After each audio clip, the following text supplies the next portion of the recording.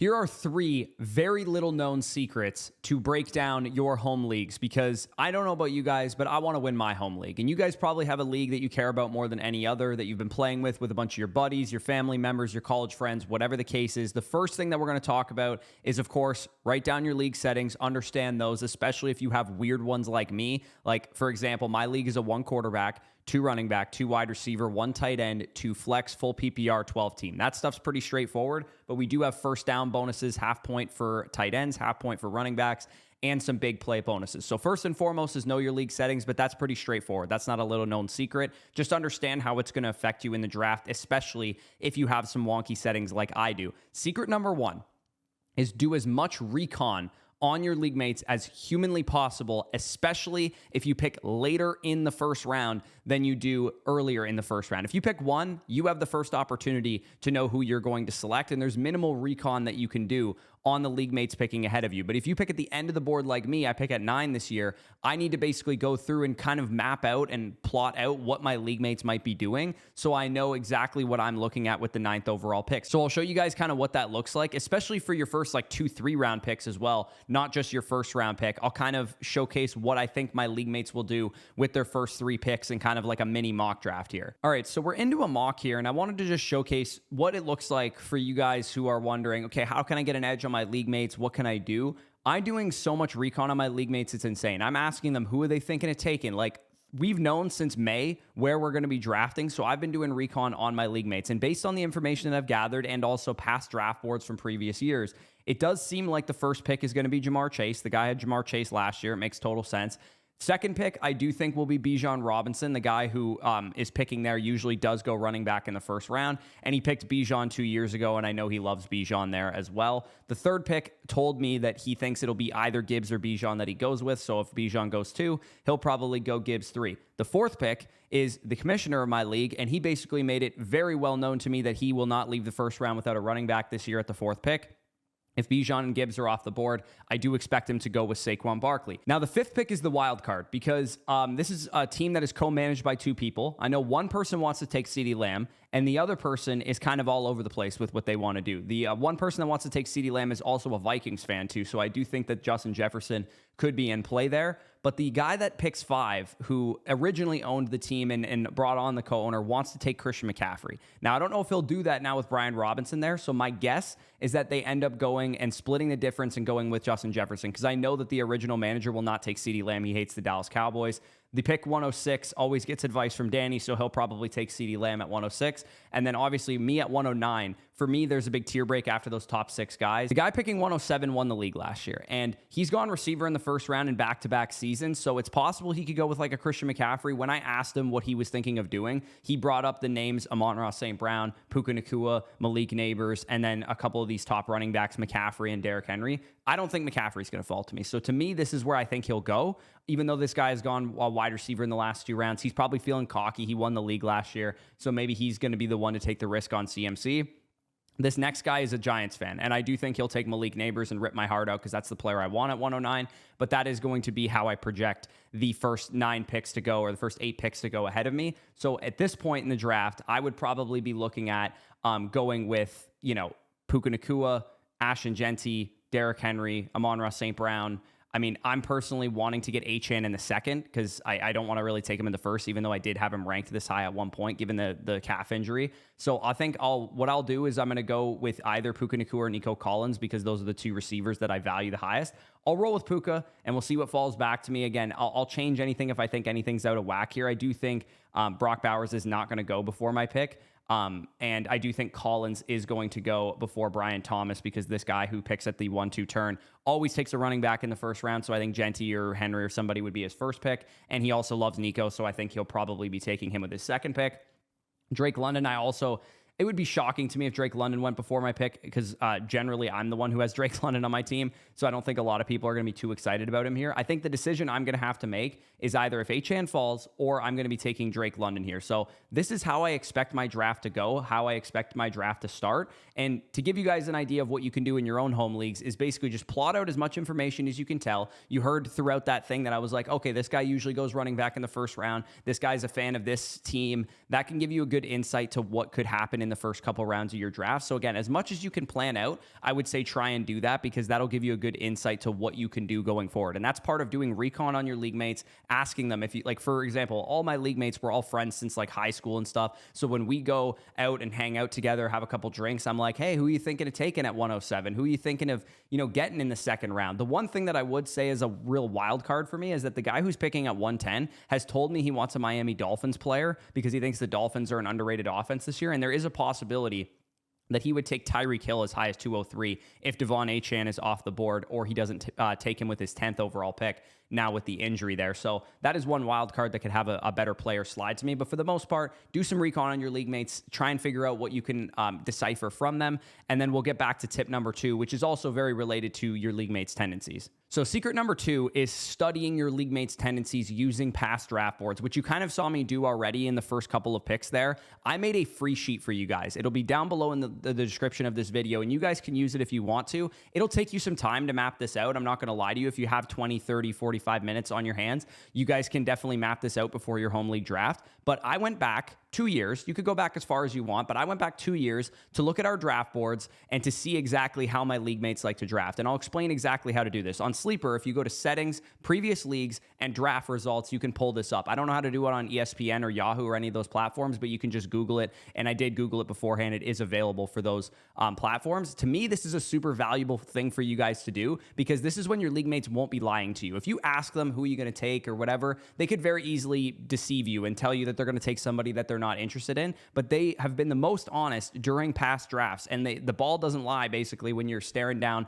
the barrel of the draft board. So the exercise that you're going to do is you're going to take the free sheet that I have in the description of this video. I took PPR ADP, average draft position, from the last few years for a number of different platforms. Whether you guys play on Sleeper, ESPN, Yahoo, it'll all be in that sheet for you. From Fantasy Pros, since the average home league generally drafts based on ADP, if you guys are in a casual league, I'm sure most of your league mates are just going to generally follow best couple available players. Of course, there's going to be a couple off the board picks, but you should get a good sense of how your league mates should draft based on home league ADP on Fantasy Pros from ESPN, from Sleeper, from Yahoo, and all those places. I'm going to have that dating back to 2020 so you guys can conduct this exercise for yourself. My league is on Sleeper, so I'm going to show you what this looks like based on my own home league. To keep things simple, I'm just going to show you the last 2 years, but you can go back as far as you want and determine how many takeaways you want to have there. We changed our league scoring settings 2 years ago, which is why I'm going only the last 2 years. Using Sleeper ADP from 2024 and 2023, I measured benchmarks in my own personal home league by position to get insights into the tendencies of my league mates. If we look at the running back position first, I'm using positional benchmarks like when did the first running back get taken relative to the Sleeper ADP that season. So I'm not looking at specific names. I'm just looking at, okay, RB1 came off the board when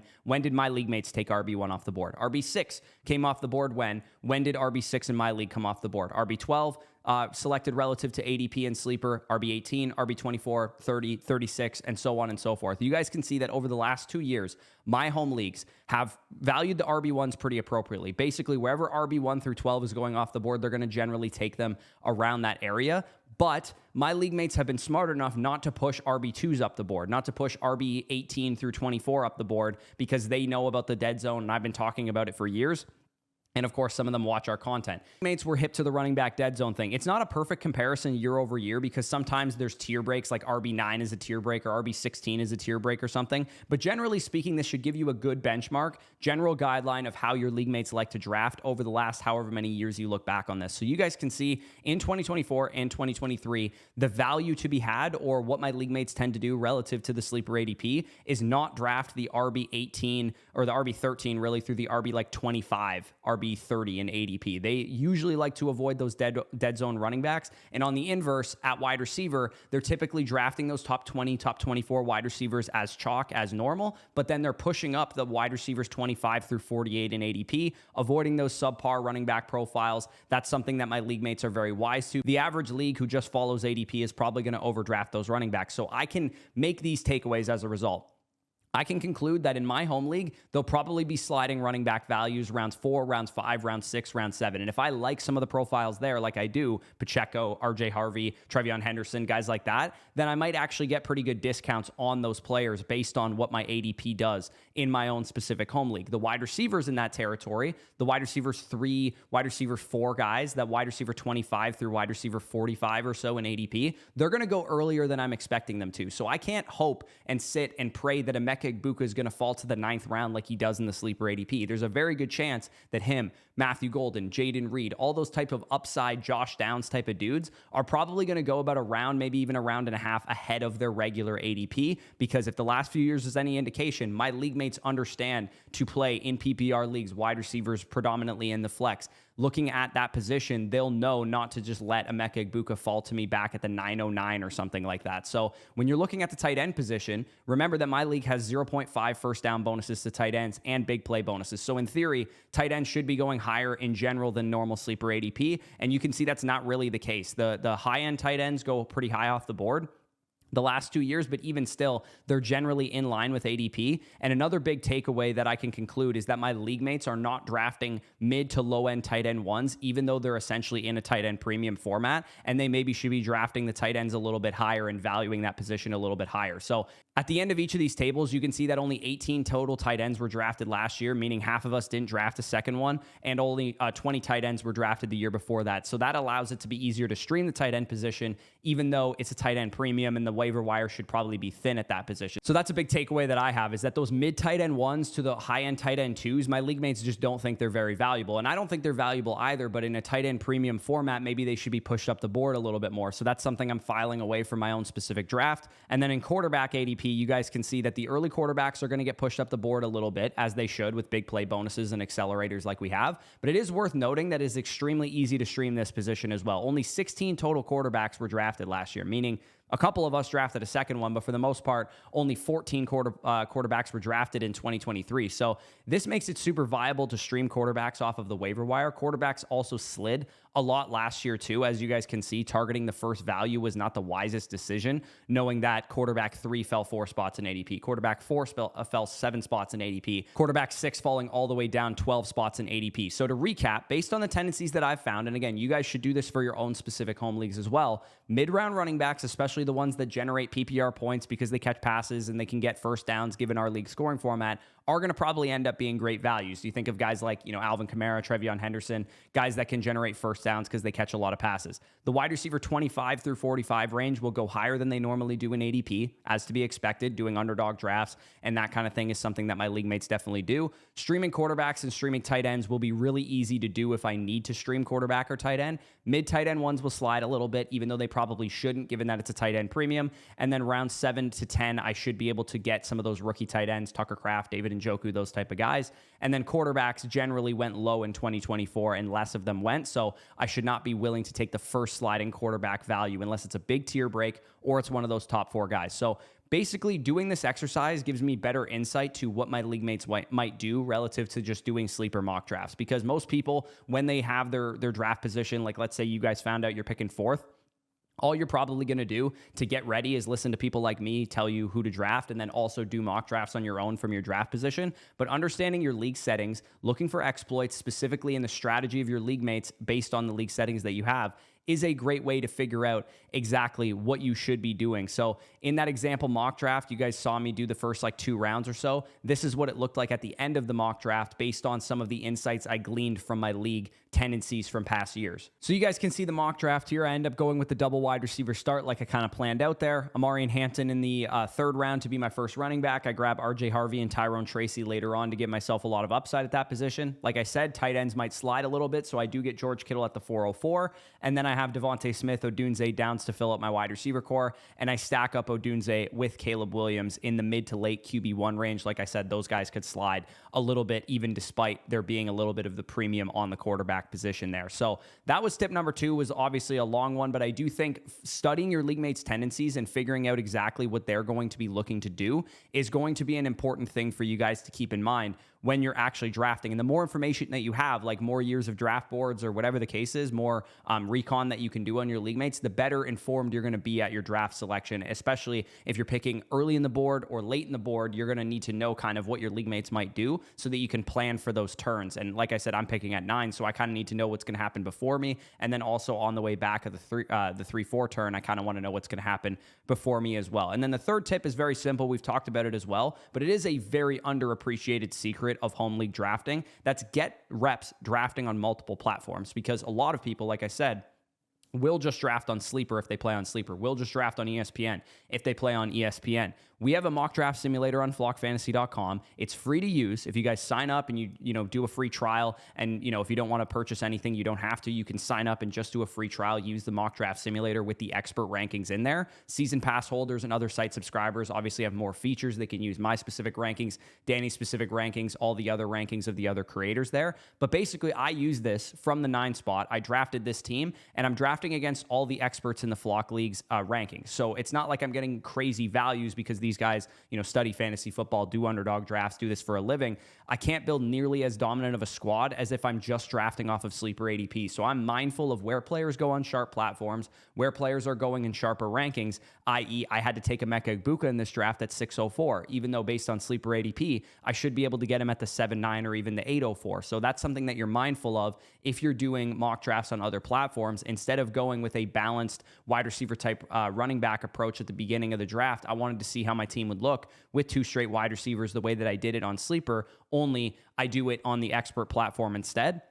I get my running backs in the mid rounds. I grab more wide receivers, punted tight end, and quarterback. And another great way to practice for your home leagues as well is doing drafts on Underdog, because especially if your a home league format is a 3 wide receiver start league, then doing a draft where wide receivers go fast and furious is definitely going to be helpful for you. And this is an example draft that I did on Underdog from pick 9. I go with a little bit more of a balanced approach: Puka Nacua, Devon Achane, Mike Evans, James Cook, and then I hammer out wide receivers in the mid rounds, grab myself Patrick Mahomes out of value there. So again, this can give you a really good idea of what works in your specific fantasy leagues, because if you do a bunch of Underdog drafts, which of course you can sign up for right now using the promo code FSE, the Puppy 4 is live right now. They're just $5 to enter, $100K to first. And when you sign up, you'll also get up to $1,000 in bonus funds on the site to play with, a gimme pick in your pick'em lobby. And when you make your first play, you'll also get $50 in bonus funds if you make your first play of $5, which would just be entering 1 puppy draft at that point. So if you guys want to check that out, that'll be linked down below in the pinned comment. Same with Flock Fantasy to use our mock draft simulator. But the reason you guys want to be doing this